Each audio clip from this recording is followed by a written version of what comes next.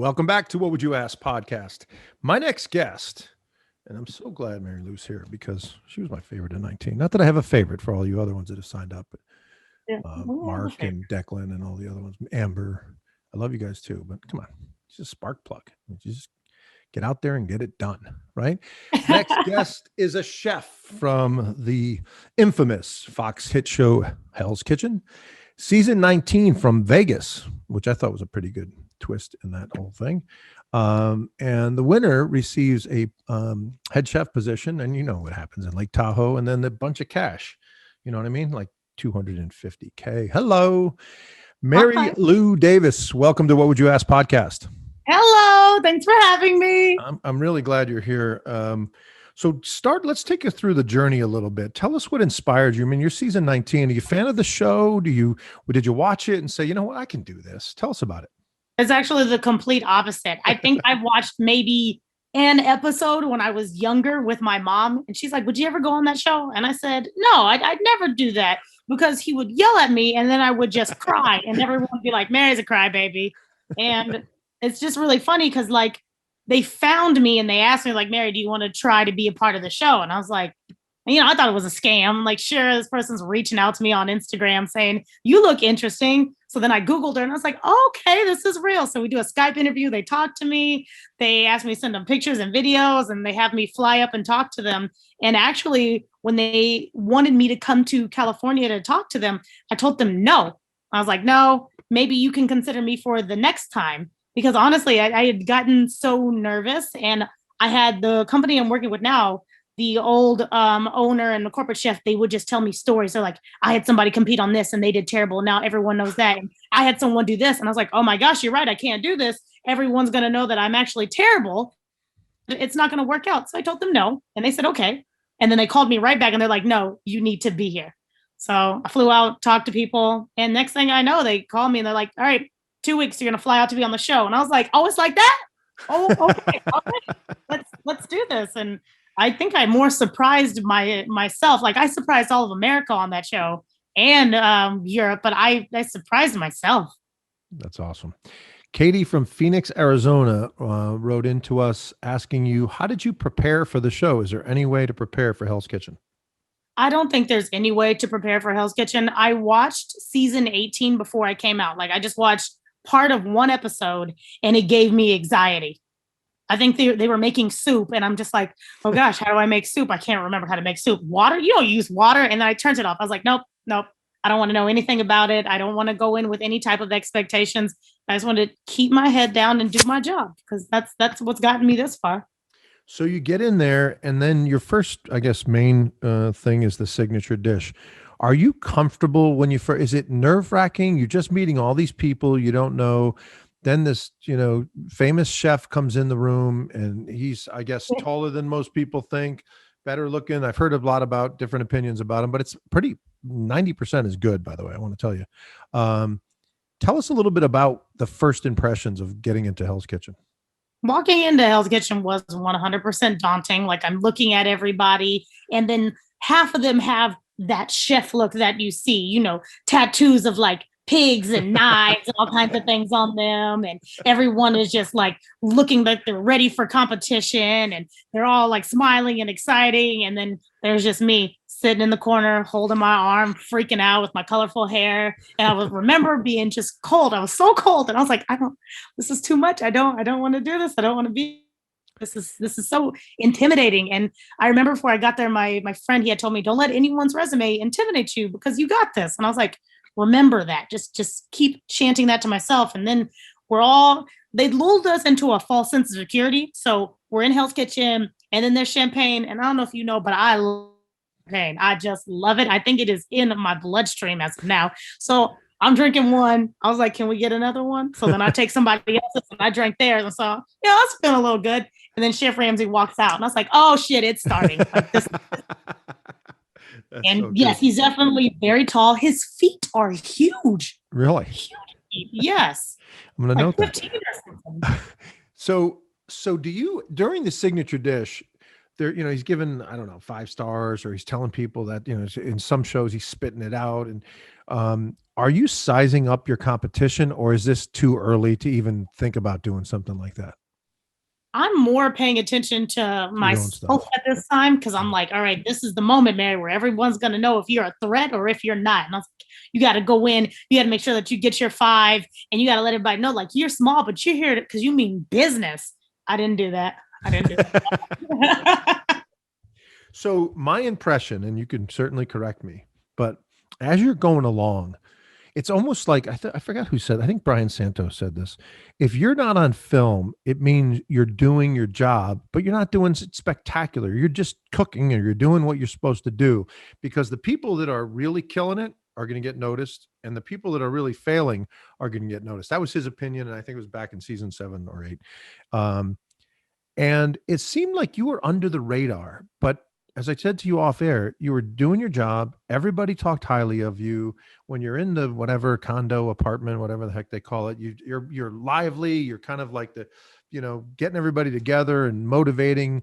It just seemed like you were the life of the party, and you were also getting it done, but you were under the radar. As we started moving through the season, your really cooking skills really came to surface. Is that fair from a viewer perspective? Oh, 100%. It's honestly like that my entire life, where it's like, tell everybody the best thing that you can do is underestimate me. I walk in and you're like just a small person with a lot of energy, and you don't really take me seriously until I actually show you what I can do. And like line, I feel a lot more comfortable there. So I just keep my head down and I cook. And if my teammates, they need some type of help, like I'm going over to their station and I'm helping them. So my stuff, I'm good. Can you watch this? I'm going to go over there and help that person, because that's how we work in a kitchen. I wasn't there to say, hey, I'm going to win this. Fuck everybody else. Oh, am I allowed to curse? Because I curse. Yeah, you can curse. Okay, cool. Fuck everybody. I just want us all to succeed, because then we all win. Yeah. That was my mentality the entire time. So I should tell everybody, we are filming this April 15th, the day of the second to last episode of Hell's Kitchen. So we are not going to be able to disclose anything that's going on. And who wants to anyway? Just watch the show. It's so much fun this year, and it's lively. I mean, you got really good personalities. I mean, Mark, you want to kill him, right? Half the time. And there's other people that are, kind of annoying, but there's other rock stars like Mary Lou and Cody and Corey and Declan, and there's a bunch of people. Amber's a good cook if she can keep her head straight. I mean, there's just a lot of different personalities and different scenarios. So we're going to talk about what's been going on to that point, but obviously we're not leaving any secrets. I don't want Ramsey knocking on my door and screaming at me. And, you know what I mean?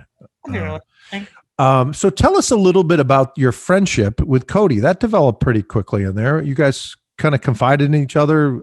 Tell us a little bit about that. Cody and I would play cards every night.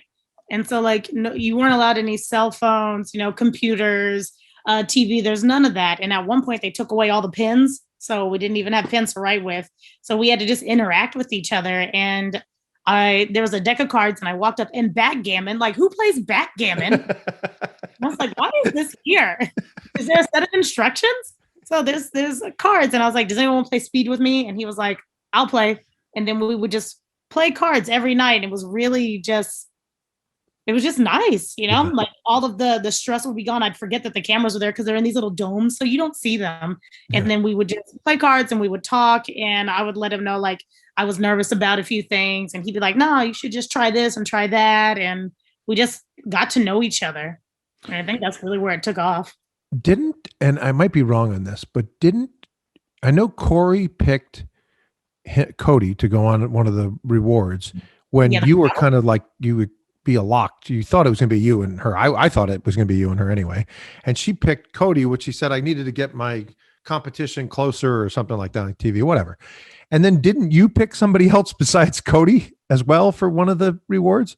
Was that? Yeah, I picked Corey to go on the board with me. And I did that because I'm like, I am not here for Cody. Yeah. I am here to impress. I didn't want one more person that I felt like I had to impress. So even though talk and hang out, I was like, Mary, you need to keep this separate. This is what it is. It's like, this is a reward, and I want to spend the reward with my friend, because I was getting so close to Corey. I think after like the third or fourth episode, at the end of every episode, you would see her and I just walking together back to the dorm, just walking and talking every day. Down the hallway. Yeah. So I have to tell you, I was watching the episode with my wife, and I said,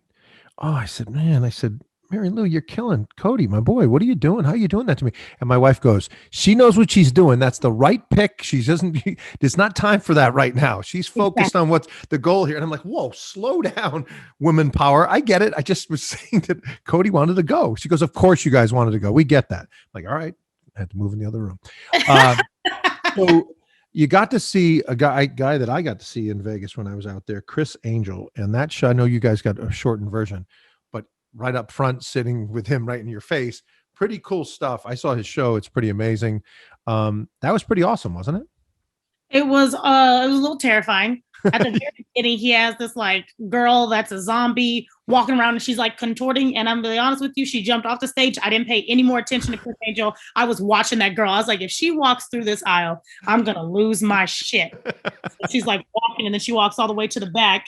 And I was looking at the door for a little bit, and I was like, all right, she's not coming back. And then the rest of what was awesome. He was floating. Yeah, that was unbelievable. I don't know why. I was like, I know that's sick. And that was with Amber, Declan, Corey, Cody, and yourself, right? Those 5. Yes. And then wait, I think Nikki was there too, because it was 6 of us. Oh, that's right. So Nikki was there too. Boy, she came a long way, didn't she? I mean, I know. Not ready for a head chef job, but she did come a long way from I thought she'd be out in, episode 2 or something, but she did a good job. She definitely made a mark for herself and let everybody know that she is someone to be reckoned with. Yeah. I think from a life lesson standpoint, she learned a lot about herself too. I have her coming on in a couple of weeks. I'm anxious to talk to her because she proved a lot. She had a lot of people going, you get out of here, kid, that kind of thing. And she hung tough. All right. So there was some person that got the black jacket first, and that was you. I mean, whoop. and then where do we head? To the VIP lounge, which I love that place. Tell us a little bit about the VIP lounge. Is it as badass as it looks, or what? I mean, open bar, food. Come on, what do you get? What else do we need? Better than it looks, because they didn't even show you all the free cookware that we got when we walked in. I was like, what is all of this? And they're like, that's yours. And I was like, I get prizes. So I got the cookware. I walk in and there's like a full bar. And usually when like they have a full bar, there's never champagne. I was like, is there champagne? And they're like, why, yes, there is. I'm like, just give me the bottle. Like, none for anyone else. I will take that. And then there was all these cute little hors d'oeuvres and charcuterie. And I love charcuterie. So I was in heaven. They had like a massage therapist there. Like, would you like a massage? And I think I had like 2 or 3 because I was there for so long. So it's like, I could go again. Yeah. So Nikki and Amber end up going, and then it's the 4 of you guys. And then unfortunately your buddy has to go. I was shocked by that. I actually was really shocked that Corey was the 4th person left. It left you 3 guys, but I was shocked when he left. Were you shocked when he left? I knew one of us had to go. And so it's like, they didn't really show how long we were deliberating. We're all just like sitting there and we're talking. And then I think Chef Christina comes out and she's like, you guys need to come up with a decision. And I was like, oh shit, she watching us? And so then after that, I just stood up and I was like, guys, let's just stop pussyfooting around. Yeah. If we really talk about what's happening, all of you guys have stayed stagnant this whole time. And so I'm like, this is what you did during this challenge, because it matters about how you've been the whole time. But honestly, it's like, who did the worst that day? Like that's how it goes. Yeah. And I felt really bad for Cody, but I knew it was going to be between him and Declan of one of them was going to go home. Yeah. I thought it was Declan, Cody, and I'm not going to say anything else, but him going, I obviously thought that you guys, I thought it would be you, Cody, and Corey as the final 3, but it ended up being you and Declan and Corey. Tell us a little bit about, now it's you 3, and we're excited about watching that. And by the way, she did say off camera, and I'll make her say it on camera, that she will come back and talk to us once we get by the final weekend. I'm going to give her a week after the finals because she's going to be, bombarded by, the big shows. With this little podcast. But anyway, I promise we'll get her back. Her team that I work with is really nice and responsive and cool, so we'll get that done. Tell us a little bit about Chef Ramsay. What was he like? Had you any time to communicate with him? I mean, is he? We hear so many different stories. We've had 20 something chefs on from Hell's Kitchen, And it's interesting. I want to give you this perspective and you tell me if it's you agree with it. They talk about a different guy in the kitchen, and obviously it's an entertainment. So let's put that aside for a second, because people really don't say he's acting in any way. They just say that his standards are so high and his expectations of you people are so high that he gets frustrated, and that just comes out, and he doesn't hold back. I mean, I'm sure if he was in a kitchen today, some of that stuff's not going to work, but he's kind of letting it go on how he's feeling, doesn't hold anything back. We often see him having lunch or having a glass of wine on these rewards with you guys, and we see this kind of disarmed, funny, engaging guy. I mean, are there really two Chef Ramsays? Tell us what you think. I think there are two Chef Ramsays. There's the one that is here to work, and then there's the one that's not. So, I mean, do I wish that he would talk to me the same way he talked to them little kids? Absolutely. Yeah. But we all know what we signed up for on the show. Like, he's looking for professional chefs. He's looking for people that know what they're doing. So he's not going to teach you how to do everything. But that being said, every day he would come in and he would show somebody a new technique, whether it's somebody basting the wrong way, how to cut the wellies, the right way to check the temperature, the way that you're supposed to be. Like, he would demo something every single day so that we would know what to do. Or if we were having any trouble, we could ask questions. We had Chef Christina and Chef Jason, but also if Chef Ramsay was there and we asked him a question, he'd answer it. He wouldn't just be like, you don't know this? It's like, oh, let me show you. And everything was just so effortless. And he's very patient until it is time for service, because he has expectations and his name's on everything. So yeah, you give him something that he's already demoed for you how to do, of course he's going to get mad. And usually everybody gets like one strike and it's like, really, this is what you're doing? Take it back. Don't you give me this bullshit again. And then you do it again. Then it's your fault. I've asked when talking about chef to other Hell's Kitchen chefs, I've asked everyone that's been on the show if he's lost a little bit from cooking, being this icon of chefs, and he's got a zillion shows, and how much time is he really spending in the kitchen kind of thing. And everyone to a T has said, not at all. He can cook. The guy can cook. He can flat out cook. Do you agree with that? 100%. Yeah. Like, he just sends and just demands attention and knows what he's doing. It's actually quite at all whenever he walks in and he actually starts cooking, because you can tell like he is in his element. Like, it's just, I pick this up and put this here. All right, it's done. It's perfect. Is it not perfect? No, it is. Yeah. And again, I remember, I can't even grill a cheeseburger. Mise en place. People have mentioned that. More than 3 or 4 have mentioned that he's effortless, and you just said it. His movement, and I don't know. I think mise en place means what? Everything set up around you, or how you move, or whatever. Things in place. Yeah, he's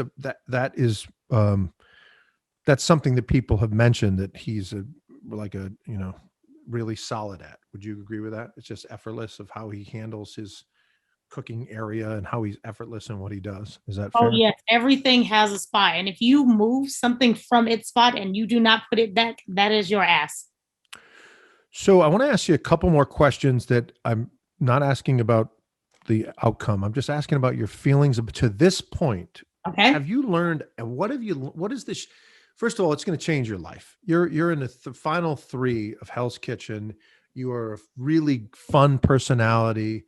You're just off the wall. You can be goofy. You can be serious. You're bright. You're pretty good looking. I mean, there's a lot of things going on here. So this can be really an opportunity for other things, regardless of what happens, right? What does that mean to you going forward? Do you even think about that now? I know we're in this thing, but do you get a sense of thinking about what's next beyond Hell's Kitchen, regardless of how the outcome goes? Right now, so I've started like my own YouTube channel, my own brand, and it's called Geeks and Grubs, because it like puts a lot of my personality out there, but also like I cosplay, I watch anime, I love cartoons, comics, all of those things. And I get to like bring that out, and it brings like, my 2 loves of food and of cooking. That's cool.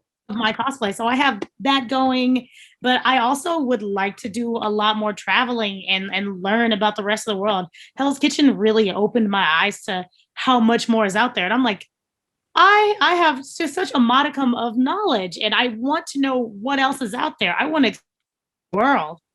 So I'm really excited for what's going to happen next for me. So make sure you guys go out to YouTube and not only check out What Would You Ask podcast, but check out Geeks and Grubs, Grubs. If you don't know how to spell Grubs, and if you don't know how to spell Geeks, it's Geeks. So go out there and check it all out.